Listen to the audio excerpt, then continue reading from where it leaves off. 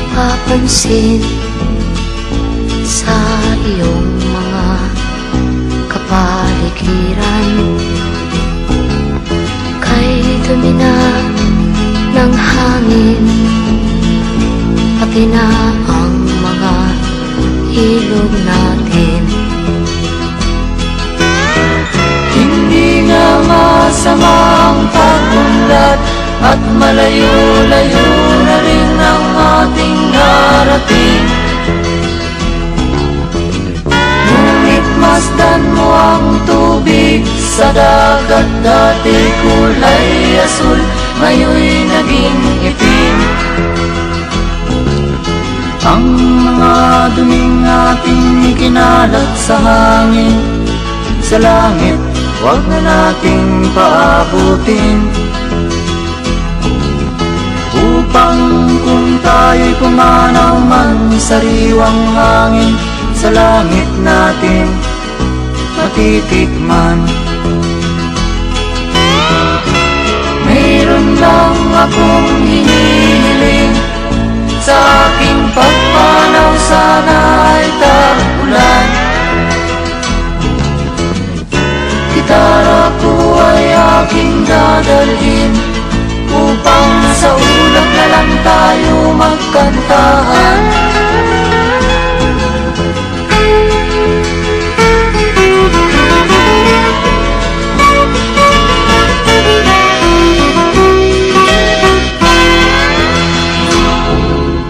Ang mga bata ngayon lang isinilang, may hangin pa kayang matitikman?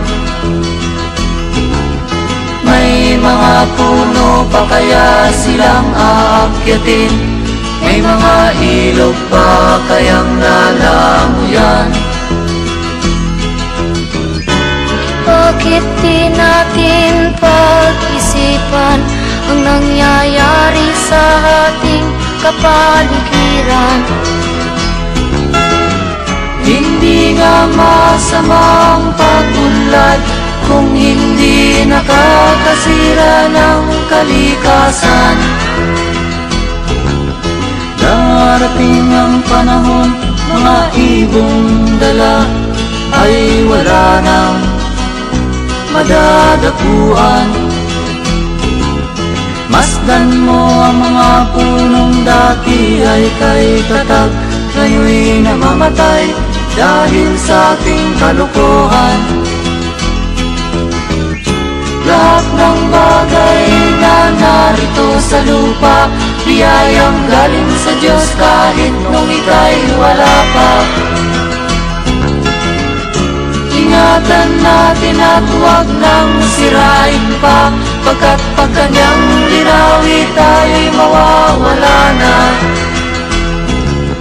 Meron lang akong hinihiling, sa aking pagpanaw sana ay tag-ulan. Gitara ko ay aking dadalhin, upang sa